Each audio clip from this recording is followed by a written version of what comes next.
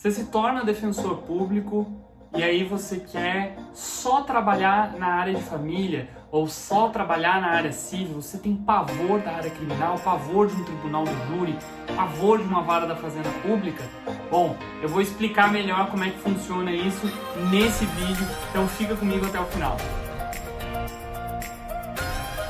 Olá, meus futuros colegas concursados, eu sou o professor Werner Henrique e esse é o canal Defensolândia e hoje eu vou falar sobre a escolha de lotação que o defensor público pode ou não fazer e eu vou responder, na verdade, uma pergunta que foi feita pela Stephanie Adriane Contatori. Ela perguntou se o defensor público ele atua em qualquer área ou se ele pode escolher. Então, esse vídeo é para responder isso. Eu acredito que é a dúvida de muita gente, porque é óbvio, a gente sempre tem aqueles probleminhas com algumas matérias, não gosta muito disso, não gosta muito daquilo, mas na condição de defensor público, eventualmente você pode atuar em todas as matérias, porque existem lotações possíveis, onde você vai ter aí a obrigação de trabalhar em tudo isso, que é o direito como um todo, direito criminal. A gente pode ter o tribunal do júri especificamente, a gente tem execução penal, a gente tem vara da fazenda pública, a gente tem núcleos do consumidor, a gente tem, enfim, várias defensorias que têm atribuições distintas, com matérias distintas, algumas especializadas, outras mais generalizadas. A gente tem núcleo de direitos humanos, por exemplo, que é uma matéria que muita gente tem dificuldade. Então, eu vou explicar sobre isso. Bom, primeira coisa, eu acho que isso tem muito a ver com aquela síndrome do quando eu crescer eu vou fazer o que eu quiser, ou eu vou fazer só esse tipo de coisa, ou só aquele outro tipo de coisa. Enfim, inclusive, pessoal, se vocês quiserem, na descrição, tá? Tem um link para minha coluna do Jornal de Brasília, Concursando Direito, onde eu fiz um artigo sobre essa questão das escolhas, tá? Vocês podem olhar aqui na descrição, clicar e acessar esse artigo que eu fiz lá na coluna Concursando Direito, tá bom? E é mais ou menos sobre isso a situação, que é a gente achar que quando crescer, ou quando passar no concurso, ou quando vai entrar na faculdade, vai escolher só uma determinada área, enfim, e a gente sempre tem que ir abrindo mão e fazendo várias coisas que não necessariamente é aquilo que prioritariamente a gente quer, ou a gente tem vontade de fazer, enfim, tá? E aqui a situação é parecida, porque olha só, quando a gente entra numa defensoria pública, em regra, a gente passa no concurso, obviamente, e tem uma nomeação. Se essa nomeação tiver mais de um defensor, né, se a gente tiver um grupo de defensores sendo nomeados, na minha nomeação eu tinha aproximadamente 22 defensores públicos sendo nomeados ao mesmo tempo, no mesmo dia, tomando posse, inclusive. E aí, o que aconteceu? O defensor público geral da época, ele identificou 22 lotações que ele gostaria de preencher. E aí ele saiu perguntando por ordem, né, de precedência ali, por ordem de aprovação, quem queria tal área, e aí a gente escolhia dentro de uma lista de 22 lotações. É óbvio que se o defensor que estivesse na tua frente, que acabou de tomar posse, tivesse escolhido, aquela lotação saía da sua lista e você ia seguindo. Então eu era aproximadamente quarto ou quinto da lista, então eu tinha aí 17, né, 16 lotações para escolher quando chegou a minha vez. Eu acabei escolhendo o Núcleo de Direitos Humanos como minha primeira lotação na Defensoria Pública. Então essa é a primeira situação. Quando a gente entra na instituição, se tiver mais de um defensor público tomando posse naquele momento, a gente pode ter, então, uma escolha já no primeiro momento que a gente chega na instituição, dentre aquelas lotações que o defensor público deixou disponível. Como a minha nomeação, minha posse, na verdade, era uma posse com 20 e tantos defensores públicos, você podia escolher qualquer matéria desde que você estivesse nas primeiras colocações. O último colocado desses 22 nomeados, ele não teve opção, ele ficou com a última lotação disponível ali para ele. Quando só tem um defensor público, normalmente o defensor público geral já tem uma lotação em mente, ele quer lotar, ele quer dar aquela lotação para o próximo chamar, para a próxima pessoa que for tomar posse, e essa pessoa toma posse obrigatoriamente vai ter que ir para essa lotação. Então a primeira lotação, ela tem uma certa discricionariedade do defensor público geral, quais são as lotações que ele quer dar, e aí um pouco de maleabilidade para quem está sendo empossado, tá? O segundo momento, qual que é o segundo momento? Eu já estou na instituição e eu tenho os concursos de remoção, então internamente eu faço remoções. Eu vou explicar para vocês a Defensoria Pública do Distrito Federal. enquanto você não estiver ocupando uma vaga definitiva, que também é considerada uma vaga titular, quando você ainda estiver numa vaga provisória ou numa vaga que eles chamam muitas vezes de indefinida, enfim, quando você não tem a sua lotação definitiva, você é obrigado, na Defensoria Pública do Distrito Federal, a trocar de lotação a cada 6 meses. E essa troca de lotação é só para quem não tem a lotação definitiva. Ele é obrigado a trocar todos a cada 6 meses, a cada semestre, a gente é obrigado a trocar de lotação. Tá? Então, cada semestre, eu, como não sou definitivo, eu sou provisório, eu tenho que escolher uma lotação para a qual eu queira atuar. Dependendo da nossa posição na lista, eu já tenho uma certa antiguidade, sou do concurso anterior, já fui promovido por merecimento, então eu estou mais antigo na lista, e é por ordem de antiguidade a preferência.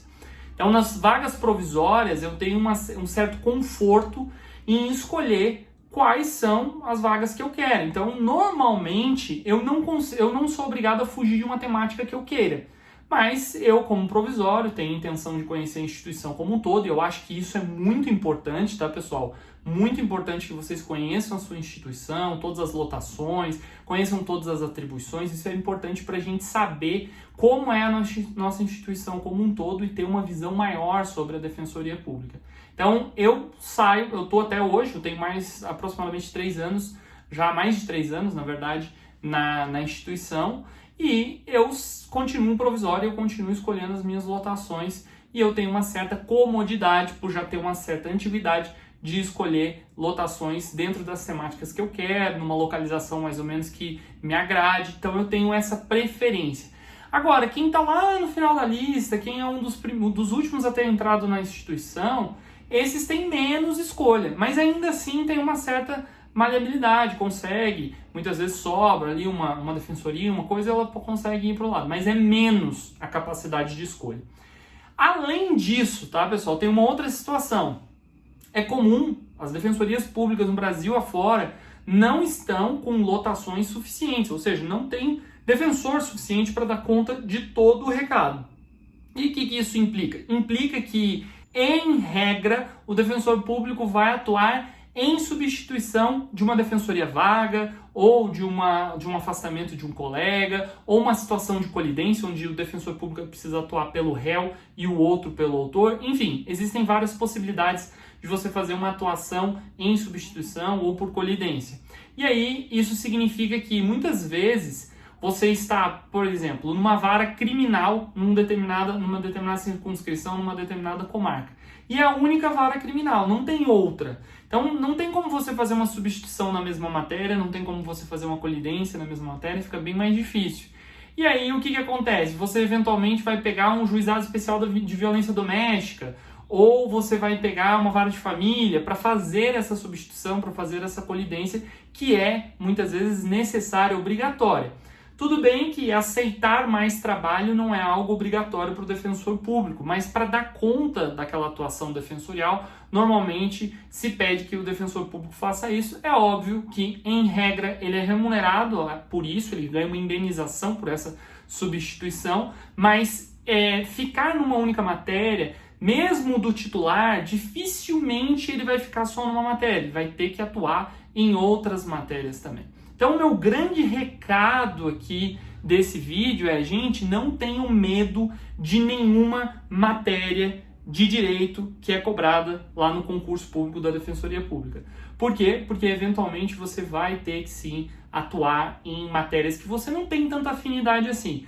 Mas eu digo uma coisa para vocês, nada melhor do que a prática para aprender definitivamente, espantar, exorcizar os seus medos sobre determinadas matérias e acabar aí, óbvio, prestando uma atuação defensorial de qualidade para os nossos assistidos. Eu tenho certeza que quando vocês caírem numa defensoria ou numa matéria que não necessariamente é aquela que vocês dominam com tudo, com toda a força, vocês vão estar até mais atentos, vão se preparar melhor, vão estudar mais, vão se atualizar. E isso eu falo porque aconteceu comigo também. Quando eu ia entrar em defensorias de matérias, ou que eu ia substituir alguém em umas férias, ou ia fazer uma colidência, eram uns momentos em que, óbvio, eu ficava tenso, existe uma tensão por conta de ser uma matéria que você não tem um domínio completo, mas ao mesmo tempo era uma das matérias que eu mais estudava, que eu mais me preparava, e isso fazia muito bem para mim, porque arejava a cabeça, né? Você saía daquele foco sempre da matéria que você está confortável, que você está tranquilo.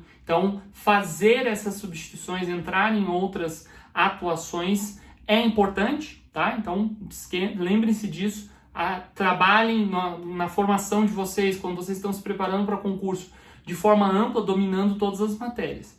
Se você gostou desse vídeo, deixe seu joinha, deixe seu like, óbvio, para eu entender que esse é o tipo de conteúdo que eu tenho que fazer mais aqui. Se você ainda não é inscrito no canal, eu te convido a se inscrever, ativar as notificações para ver mais vídeos como esse e tantos outros que tem aqui no canal, que vão te deixar mais próximo da aprovação de vocês. Se vocês têm mais alguma dúvida também, comentem aqui embaixo. Dê uma olhada aí nos links da descrição, eu deixo muita coisa aberta também. O canal do Telegram do nosso canal aqui Defensolândia está à disposição também, link na descrição. Eu fico postando lá questões inéditas, fico falando sobre os conteúdos gratuitos que muitos dos cursos onde eu dou aula estão disponibilizando na internet, então eu faço vocês ficarem a par de tudo lá, é uma conexão mais direta minha com vocês.